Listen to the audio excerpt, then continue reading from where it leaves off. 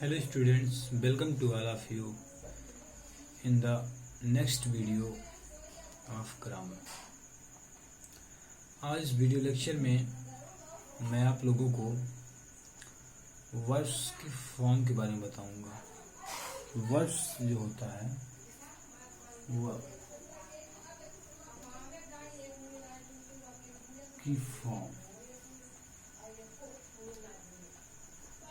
यानी कि वर्ब की कितनी रूप होती हैं। रूप मतलब जैसे आपने संस्कृत में पढ़ा होगा, पढ़ती पढ़ते पढ़ंती पठावे पठावे पठावे।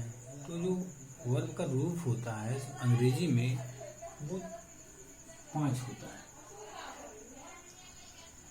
5 प्रकार की होती हैं। पहला था first form, second form, third form, fourth form और फिफ्थ फॉर्म। फर्स्ट फॉर्म जो होती है वो वर्ब की जो मूल रूप होती है वो फर्स्ट फॉर्म होती है। जैसे हम कह दें कि गो, गो मीन्स जा, ये प्लूरल होती है।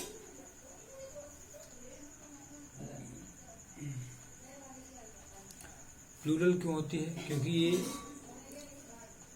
हमेशा प्लूरल सब्जेक्ट के साथ यूज होती है। जैसे हम कहें कि दे गो, वे जाते हैं, या चिल्ड्रन आर, ये चिल्ड्रन गो, बच्चे जाते हैं। तो बहुत से लोगों के साथ प्लूरल यानी कि आई गो, मैं जाता हूँ, जो प्लूरल टाइप के सब्जेक्ट होते हैं उनके साथ वर्ब के फर्स्ट फॉर्म का प्रयोग किया जाता है। सेकेंड फॉर्म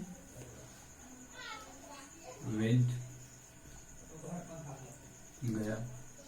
सेकेंड फॉर्म का प्रयोग जो है वो सेंटेंस या टेंस के अंदर एक ही जगह होता है, वो पास्ट इंडेफिनिट होता है। पास्ट इंडेफिनिट में ही जो है वो मेन वर्ब जो होती है उसकी सेकेंड फॉर्म का प्रयोग किया जाता है। जैसे हम कहें कि आई वेंट, मैं गया, या दे वेंट, वे गए। थर्ड फॉर्म का प्रयोग, थर्ड फॉर्म होता है उसे हम पास्ट पार्टिसिपल भी कहते हैं। Past participle, past participle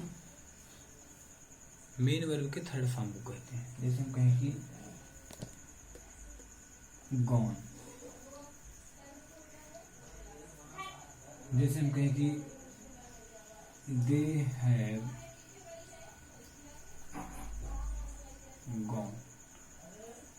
past participle या थर्ड फॉर्म का प्रयोग जो है वो किसी टेंस के परफेक्ट टेंस में होता है, और इसका प्रयोग जो है वो पैसिव वॉइस में भी किया जाता है। अब हम बात करते हैं फोर्थ फॉर्म की। फोर्थ फॉर्म का मतलब होता है मेन वर्ब में आईएनजी। मेन वर्ब में आईएनजी लगाकर हम जो है वो मेन वर्ब के चौथे पार्ट का निर्माण करते हैं। तो इसका प्रयोग हम जो है प्रत्येक टेंस के कॉन्टिन्यूअस टेंस में करते हैं। कॉन्टिन्यूअस टेंस या पार्टिसिपल और जीरेंड में भी करते हैं। फिफ्थ फॉर्म जो होता है आपका पहला होगा first form, second form, third form, fourth form, fifth form. Fifth form जो होता है वो सिंगुलर वर्ब होती है। सिंगुलर वर्ब, वर्ब के अंदर एस या ई एस लगाकर जो है वो हम वर्ब के फिफ्थ फॉर्म का प्रयोग करते हैं। जैसे हम लिखें, इसका प्रयोग सिंगुलर सब्जेक्ट के साथ होता है।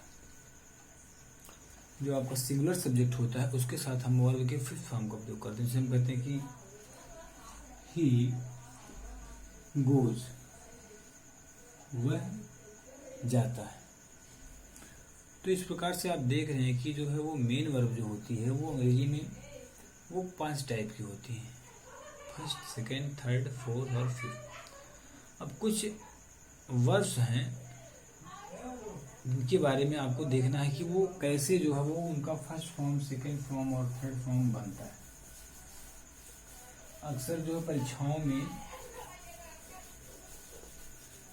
इनके बारे में पूछा जाता है कि आप इसके अंदर, इस सेंटेंस के अंदर फिल इन द ब्लैंक्स, यानी कि जब का ब्लैंक्स होता है उसको भरो, उसमें कौन से वर्ब के कौन से रूप को आपको भरना है।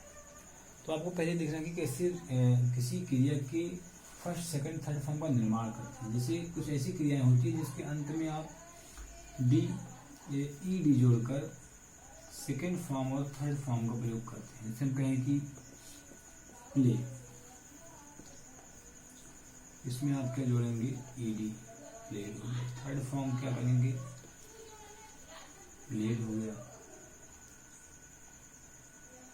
तो अक्सर तमाम वर्ब्स आपको ऐसी मिलेंगी जिसके अंत में आपको क्या जोड़ देना है, ईडी। जैसे दूसरी क्रिया है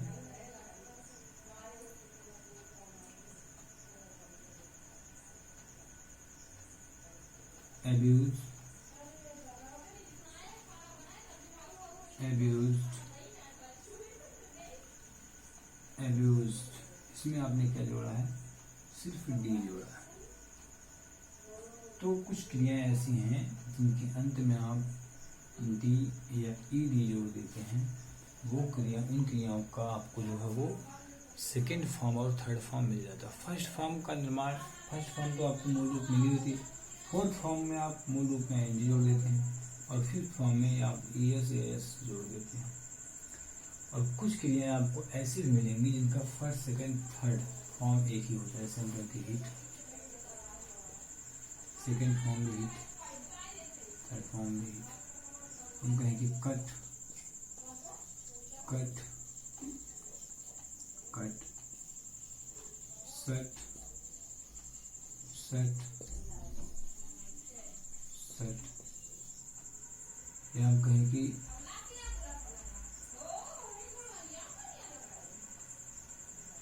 तो इस प्रकार से आपने देखा कि कुछ क्रियाओं का फर्स्ट, सेकेंड, थर्ड फॉर्म जो हो वो एक ही होता है, इनमें परिवर्तन नहीं होता है। अक्सर बच्चे कंफ्यूज होकर उसमें कुछ अपनी तरफ से जो जोड़ देते हैं तो वो जो वर्ब होती है वो मिस हो जाते हैं, वो वर्ब्स का यूज करने। कुछ ऐसी क्रियाएं होती हैं जिनका तीनों रूप अलग होता है। जैसे होता है go, went, gone, write, wrote, written, sing, sang, sung, eat, ate, eaten। तो कुछ क्रियाएं जो होती हैं उनका फर्स्ट, सेकेंड और थर्ड फॉर्म जो होता है वो सारे फॉर्म्स उसके अलग अलग होते हैं। तो इस प्रकार से आप फर्स्ट, सेकेंड, थर्ड फॉर्म को आप बनाना सीखेंगे। अब सेंटेंस में पूछता कैसे है परीक्षाओं में, जैसे दे दिया, लिख दिया कि आई हैव फूड, दे दिया कि ईट का सही फॉर्म भरो। तो सही फॉर्म भरने के लिए आपको टेंस का ज्ञान होना चाहिए। टेंस के ज्ञान होने के साथ साथ आपको उस वर्ब्स के फर्स्ट, सेकेंड और थर्ड फॉर्म का भी नॉलेज होना चाहिए। बल्कि फर्स्ट, सेकेंड, थर्ड फॉर्म के अलावा फोर्थ और फिफ्थ फॉर्म का भी आपको नॉलेज होना चाहिए। तभी आप उस वर्ब्स के सही रूप को जो है आप उस सेंटेंस में जो है वो आप भर पाएंगे। क्योंकि टेंस के अकॉर्डिंग जो है वो जो क्रिया होती है उसका रूप चलता रहता है। जैसे हम कहें कि I have eaten food, eaten क्या होगी, थर्ड फॉर्म। ईट का थर्ड फॉर्म आपको मालूम होना चाहिए। और क्यों यहाँ पर थर्ड फॉर्म भरे इसको भी आपको पता होना चाहिए।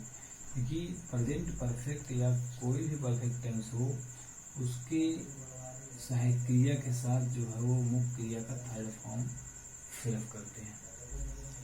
दूसरा सेंटेंस हम लेते हैं, जैसे हम लिख दी थी यू आर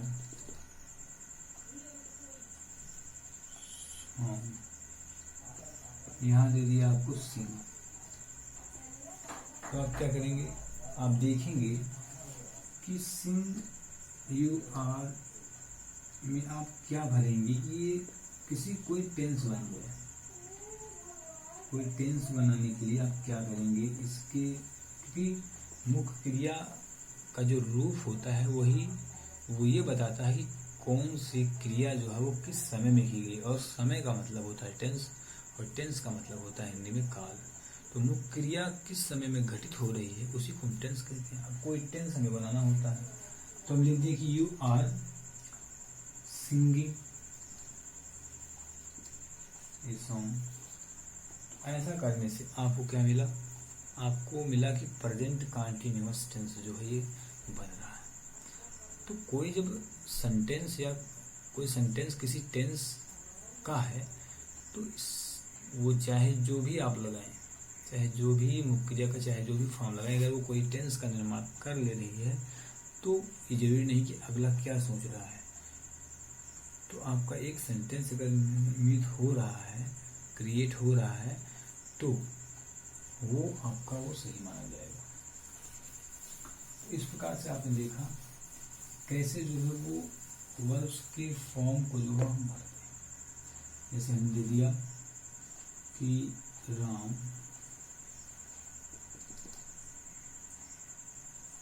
फूड, हम लिख दिया कि ईट। मान लीजिए आपको ईट का सही रूप भरना है इसमें, तो आप कई तरीके से भर सकते हैं। अभी Ram eat food, present tense में हमको भरना हो प्रेजेंट इंडेफिनिट, हम ईट से लिख देंगे राम ईट्स फूड, राम खाना खाता है। या हमको पास्ट बनाना हो तो हम दे देंगे राम एट फूड, राम ने खाना खाया। और प्रेजेंट और पास्ट दोनों को हम निर्माण कर सकते हैं। अभी हम लिख देंगे राम बुक, और यहाँ हो आपका रीड। तो आप क्या करेंगे, आप लिखेंगे राम रीड्स बुक, या आप लिखते राम रेड बुक। रीड का थर्ड सेकंड फॉर्म रेड पढ़ा जाता है, लिखा रीड जाता है। तो हम लिखते राम रेड बुक, राम ने किताब पढ़ी। आपने लिख दिया राम रीड्स बुक, राम किताब पढ़ता है, तो प्रेजेंट इंडेफिनिट हो गया। राम रेड बुक आपने लिख दिया तो राम ने किताब पढ़ी।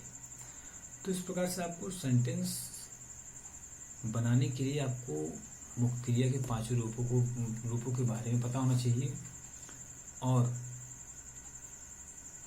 टेंस का ज्ञान होना चाहिए। कि टेंस का ज्ञान जब होगा तो आप ये जानेंगे कि किस सहायक क्रिया के साथ कौन सी मुख्य क्रिया का प्रयोग करेंगे। तो सहायक क्रिया के साथ मुख्य क्रिया का प्रयोग करके जो है आप किसी भी टेंस का निर्माण करने में सक्षम होंगे। तो मैं आशा करता हूँ कि आप लोग वर्ब्स को जो है वो अपने ग्रामर की बुक में जो है वो देखेंगे, और वर्ब्स को देखेंगे कैसे फर्स्ट सेकंड और थर्ड फॉर्म जो उनका चलता है, और इसको देखने के बाद आप उसको सेंटेंस में यूज करेंगे और उसको याद भी करेंगे।